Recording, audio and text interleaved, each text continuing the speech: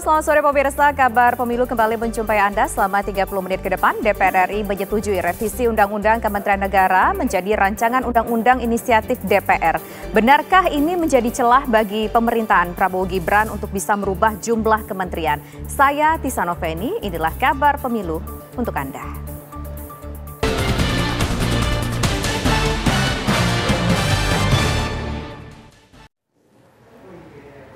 Dewan Perwakilan Rakyat DPR RI menyetujui revisi Undang-Undang Kementerian Negara menjadi rancangan Undang-Undang Inisiatif DPR.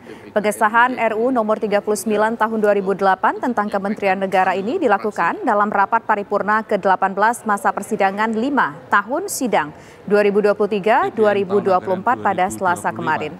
Seluruh fraksi menyatakan setuju terkait revisi Undang-Undang Kementerian Negara. Sebelumnya, Badan Legislasi DPR telah menyetujui draft usulan inisiatif revisi Undang-Undang Kementerian Negara yang sempat menyita perhatian masyarakat.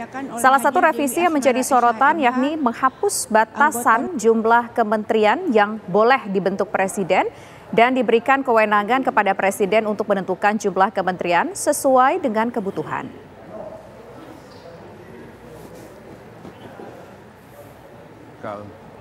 RAPBN tahun 2025 disampaikan oleh Revisi Undang-Undang Kementerian Negara yang baru saja disetujui menjadi RUU Inisiatif DPR semakin memuluskan langkah Presiden terpilih Prabowo Subianto untuk membangun kabinet yang lebih tambun. Jika nantinya disahkan, maka jumlah keseluruhan kementerian bisa ditetapkan sesuai dengan kebutuhan Presiden. Lantas, bagaimana Presiden terpilih Prabowo Subianto merespon kritikan yang terus digaungkan oleh lawan politiknya?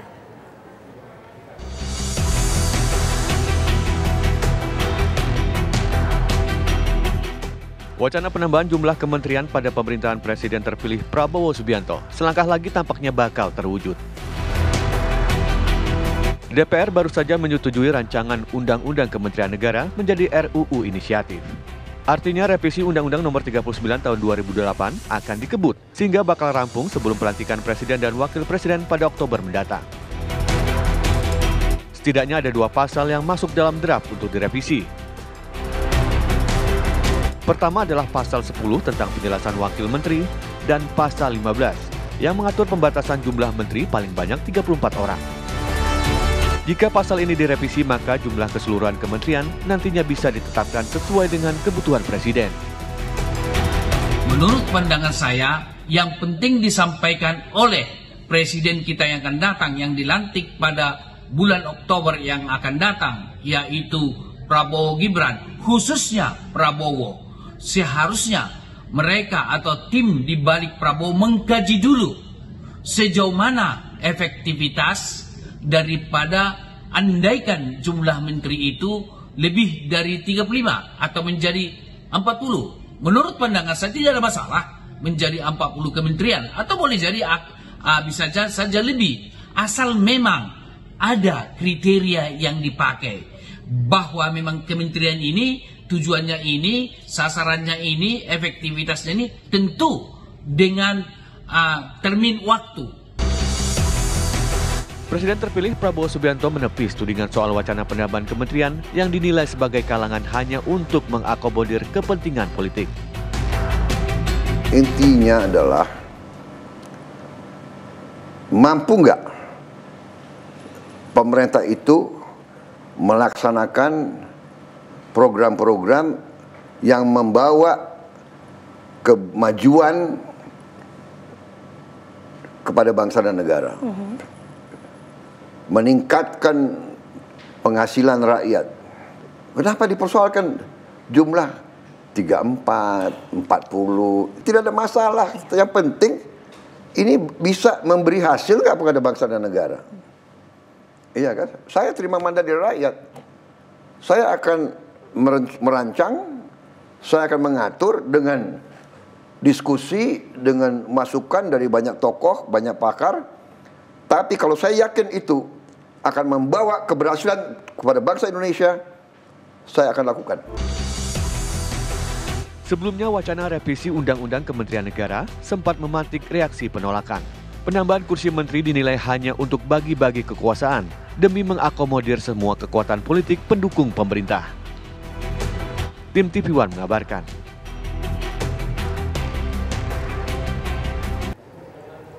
Basuki Cahayapurnama alias Ahok menjadi salah satu figur yang digadang-gadang untuk bertarung di Pilgub Sumatera Utara untuk bersaing melawan Bobi Nasution. Lalu bagaimana peluangnya dan apakah Pilgub Sumut akan menjadi sebuah rivalitas PDI Perjuangan dan Joko Widodo?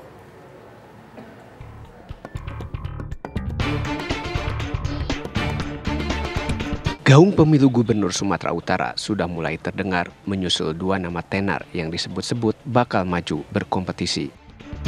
Wali Kota Medan yang juga menantu Presiden Joko Widodo, Muhammad Bobi Afif Nasution atau akrab disapa Bobi Nasution, digadang-gadang akan bertarung dalam pemilihan Gubernur Sumatera Utara November mendatang. Bobi Nasution yang sudah berpisah jalan dengan PDI Perjuangan dan kini berlabuh ke Partai Gerindra diperkirakan bakal meraup dukungan kuat. Meski begitu, Gerindra tidak mau terburu-buru untuk memutuskannya. Beliau akan membuat Gerindra Sumut bangkit. Lalu rencana selanjutnya tentu ya, karena kami Gerindra kan belum bisa mengusung sendiri. Tentu akan berkomunikasi dengan teman-teman partai. Partai Amanat Nasional (PAN) disebut menyatakan dukungan untuk Bobi Nasution menatap kursi Sumatera Utara 1. Kendati diyakini bakal meraup dukungan kuat, namun langkah Bobi Nasution diprediksi tidak akan mudah. Sebab di garis seberang PDI Perjuangan besutan Megawati Soekarno Putri, partai yang turut membesarkan nama Bobi Nasution pada pemilihan Wali Kota Medan silam, disebut-sebut tertarik menjagokan mantan Gubernur DKI Jakarta, Basuki Cahayapurnama atau Ahok, untuk berkompetisi di Pilgub Sumatera Utara. Salah satunya Ahok, tapi kan semua sedang ditimbangkan. Kita ini kan berbicara tentang hidup orang, tentang anggarannya sangat besar, tentang keberlanjutan pendidikan sekian banyak generasi muda dan sebagainya. Karena banyaknya faktor yang harus dihitung, menurut gua kita tidak punya sebab untuk terburu-buru.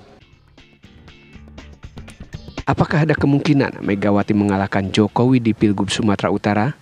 Menurut pengamat politik Henry Satrio, Pilgub Sumut bukan tentang pertarungan Megawati dan Jokowi, melainkan semua peserta yang ikut bertarung pasti ingin mengalahkan lawannya. Apakah ada keinginan Ibu Megawati mengalahkan Jokowi? Kalau menurut saya bukan tentang Megawati versus Jokowi, tapi setiap kompetisi pesertanya pasti ingin saling mengalahkan. Jadi tentu saja ini bukan hanya pertarungan Megawati dan Jokowi, tapi juga pertarungan keseluruhan pendukung PDI Perjuangan, gitu ya, melawan pendukungnya Bobi Nasution. Jika kelak kompetisi antara Basuki Cahayapurnama atau Ahok dengan Bobi Nasution di pemilu Gubernur Sumatera Utara benar-benar terwujud, maka pesta rakyat itu sulit rasanya untuk mengesampingkan dua nama besar Megawati Soekarno Putri dan Joko Widodo. Tim TV One mengabarkan. Baliho bergambar Ketua Umum PSI Kaisang Pangarep mulai bertebaran di beberapa jalan protokol di Surabaya, Jawa Timur.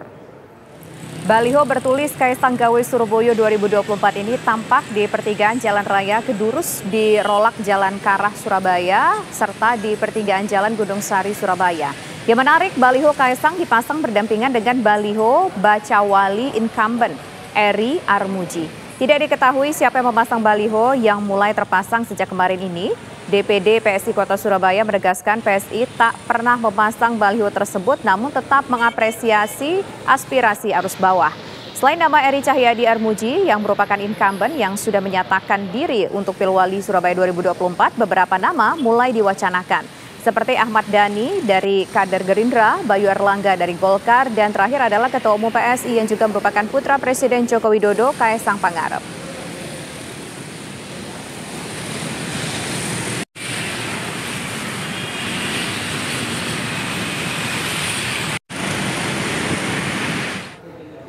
Jadi pemirsa, apakah Kaisang Pangarep akan mencalonkan diri menjadi wali kota Surabaya? Lalu bagaimana tanggapan warga Surabaya? Kita akan langsung tanyakan kepada reporter TV One, ada Goldi Gumilang yang saat ini berada di kota Surabaya. Goldi, silakan dengan laporan Anda. Apakah benar fix Kaisang akan menjadi calon wali kota Surabaya dan bagaimana respon masyarakat di sana?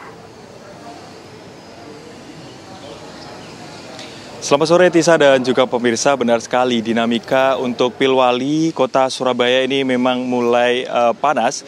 Seperti diinformasikan bahwa baliho dari Kaisang, putra dari Presiden Joko Widodo yang menjabat juga sebagai Ketua Umum PSI, ini mulai bertebaran di beberapa titik di Kota Surabaya.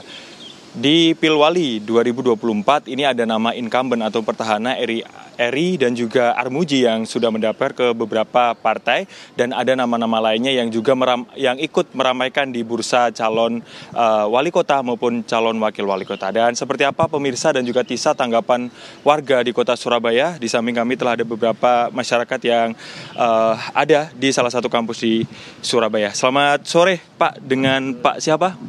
Mubarok. Dengan Pak Mubarok. Pak Mubarok, ini kan nama Kaisang, baliho Kaisang ini mulai bermunculan di Kota Surabaya. Kalau menurut Pak Mubarok ini gimana pendapatnya Pak? Apakah layak dia jadi wali kota Surabaya atau seperti apa? Ini kelihatannya Kaisang itu mau testing water. Dia ingin melihat apakah penerimaan mahasiswa terhadap dia kuat atau tidak. Kalau memang masyarakat Surabaya ini kelihatannya menerima dia, saya yakin dia akan berkompetisi maju itu kan. Tetapi kalau dilihat masyarakat Surabaya kok tidak punya penerimaan yang kuat terhadap dia tidak akan maju berkompetisi itu. Karena ini kan juga taruhan nama besar dia kan. Kalau dia maju tidak mendapatkan suara yang signifikan, nama dia kan akan jatuh gitu. Oke, baik. Selain nama Kaisang ada beberapa nama lagi yang mencuat ya Pak, seperti Ahmad Dhani dari Partai Gerindra, kemudian ada Bayu Erlangga dari Golkar. Ini seperti apa Pak ngelihatnya? Kalau dari calon-calon Ahmad Dhani secara popularitas kan memang dikenal kan, tetapi kan popularitas kan belum menjamin elektabilitas. Sampai saat ini untuk persoalan Pilwali, Ahmad Dhani memang masih layak jual terkait dengan popularitasnya, tetapi elektabilitasnya kita belum bisa menjamin. Sedangkan Bayu ini kan sosok politisi muda yang juga sedang punya pengalaman karena pernah jadi DPR Jatim.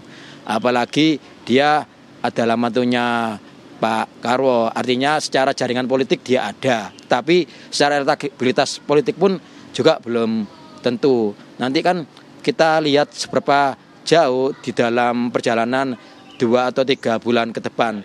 Nah, selama 2-3 bulan ke depan itu akan diketahui elektabilitas mereka. Bila mereka memang betul-betul kuat, mungkin mereka akan maju betulan di Pilwali itu, Mas.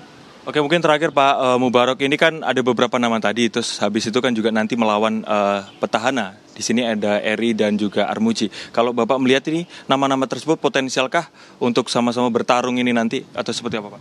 Lah ya, saya lihat saya mungkin memperkirakan 2 atau 3 bulan ke depan itu akan kita ketahui seberapa jauh nama-nama potensial itu nantinya dapat kompetitif bersaing dengan incumbent gitu kan. Tetapi memang saya berharap Pilwali ini tidak hanya satu calon, lebih baik banyak calon. Dengan banyak calon itu kan warga Surabaya itu kan akan mendapatkan banyak-banyak pilihan. Semakin banyak pilihan itu semakin baik bagi perkembangan politik dan demokrasi di Surabaya.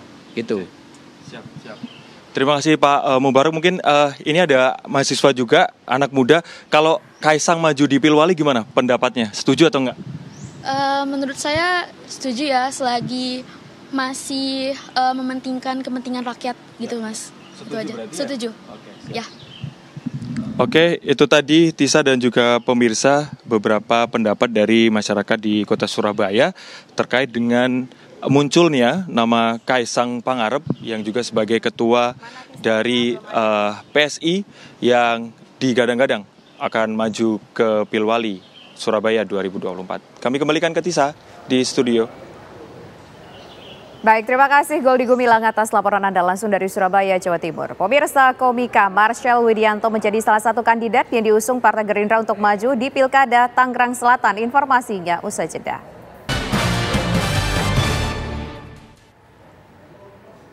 Pemirsa, Presiden Joko Widodo meminta kepada petinggi partai agar tidak terjadi turbulensi politik di tanah air. Presiden meminta elit partai tetap menjaga stabilitas politik sebagai salah satu kunci pembangunan negara.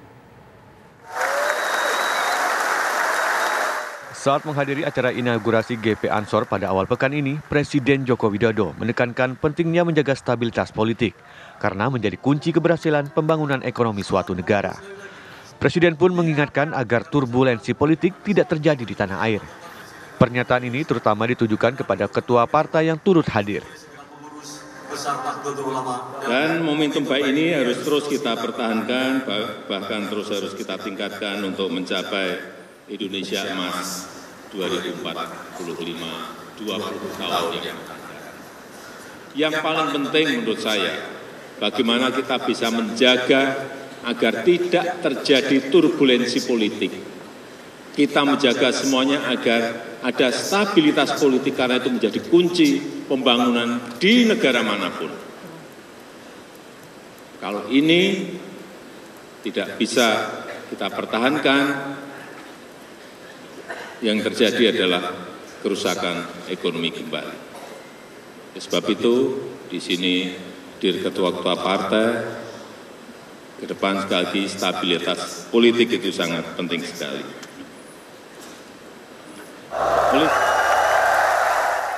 Di masa peralihan menjelang pemerintahan yang baru akan dilantik pada Oktober mendatang, suhu politik di tanah air memang belum sepenuhnya mereda. Sejumlah partai yang berseberangan dengan pemenang Pilpres tampaknya masih melakukan manuver politik mereka. Dari Jakarta, tim TV One mengabarkan.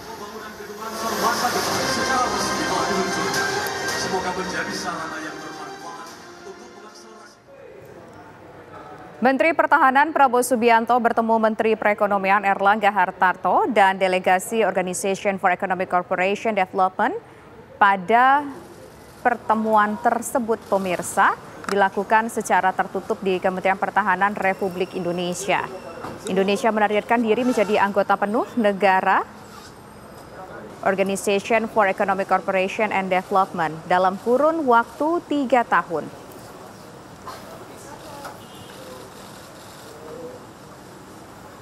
Pertemuan dengan Prabowo ini dilakukan setelah sebelumnya delegasi OECD bertemu dengan Presiden Joko Widodo di Istana Kepresidenan Bogor, Jawa Barat pada Selasa siang.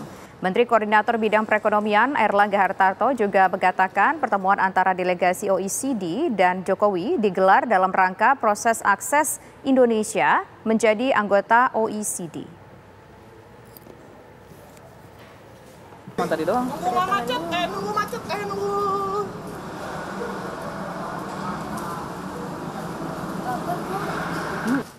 Komika Marshall Widianto menjadi salah satu kandidat yang diusung Partai Gerindra untuk maju di Pilkada Tangerang Selatan. Baliho bertuliskan Marshall untuk Tangsel kini sudah mulai menghiasi berbagai sudut jalan di kota Tangerang Selatan.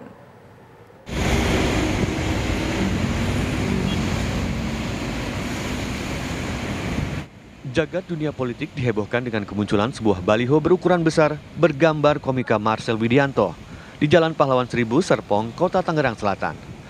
Selain wajah sang komika berambut kribo itu, dalam baliho tersebut nampak pula bertuliskan Marshall untuk Tangsel, lengkap dengan logo Partai Gerindra di atasnya. Menurut Sekretaris DPC Gerindra Tangerang Selatan, Yudi Budi Wibowo, komika Marshall selama ini memang setelah aktif di Partai Besutan Prabowo Subianto. Gerindra memang mengutamakan para kadernya untuk maju dalam kontestasi pemilihan kepala daerah, namun tetap membuka peluang bagi siapapun yang ingin ikut berkontestasi. Sejauh ini Partai Gerindra belum mengumumkan siapa calon yang akan maju dalam Pilkada Tangerang Selatan. Berarti hak semua kader Partai Gerindra itu yang punya keinginan maju itu untuk bisa bersosialisasi, baik pertemuan, gambar dan lain sebagainya. Itu makanya banyak di jalan-jalan spanduk, baliho dan lain sebagainya. Salah satunya Bang Marshall. Kemarin juga ada pertanyaan, misalnya kenapa Bang Marshall dan lain sebagainya. Ya, Bang Marshall aktif dalam kegiatan-kegiatan partai di DPP. Berapa kali, mulai dari Pilpres dan segala macamnya, gitu ya. Jadi beliau juga punya hak untuk kemudian mensosialisasikan diri terhadap masyarakat Tangerang Selatan. Gitu. Selain Marshall Widianto, nama Ketua Umum PSI Kaisang Pangarep juga tengah digadang-gadang ikut maju dalam Pilkada Tangerang Selatan. Dari Tangerang Selatan, Banten, Milhan Wahyudi, TV One mengabarkan.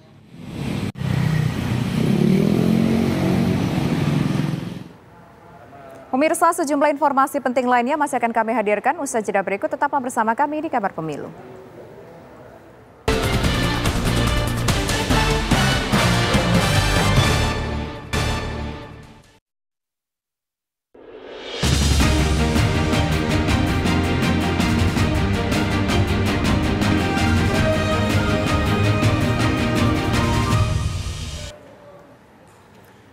Pemirsa, sidang pembuktian sengketa hasil pemilihan legislatif 2024 kembali dilaksanakan oleh Mahkamah Konstitusi. Hari ini sidang pembuktian meliputi Provinsi Kalimantan Selatan, Papua Selatan, Maluku Utara, dan Provinsi Aceh.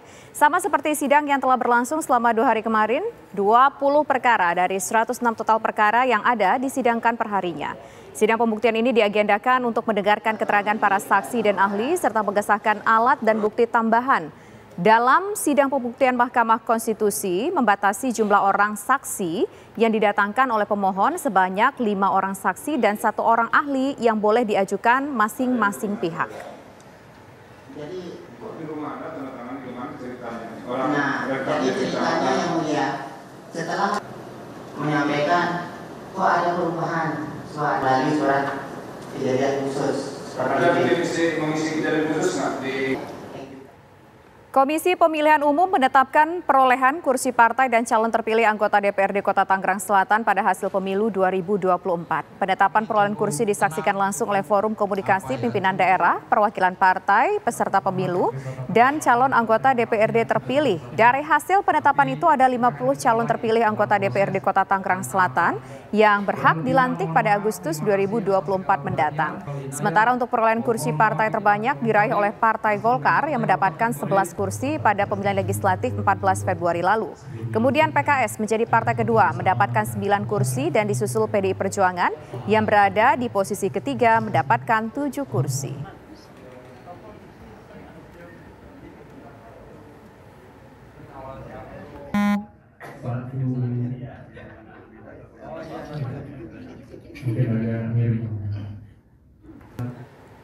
Komisi Pemilihan Umum Kota Tangerang, Banten menetapkan partai politik pemenang pemilihan legislatif dan perolehan kursi DPRD Kota Tangerang pada pemilihan umum 2024.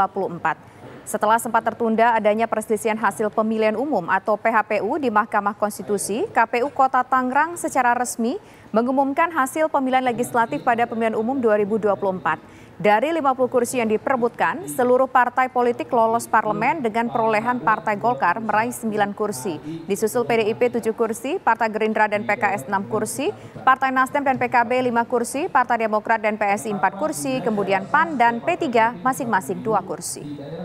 Sebagai kursi di dapil itu habis.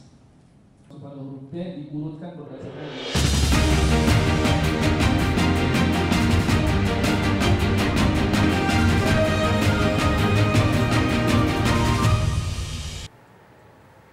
Dan pemirsa, demikian kebersamaan kita dalam Kabar Pemilu kali ini. Saya Tisa Noveni, terima kasih atas kebersamaan Anda. Selamat sore dan sampai jumpa.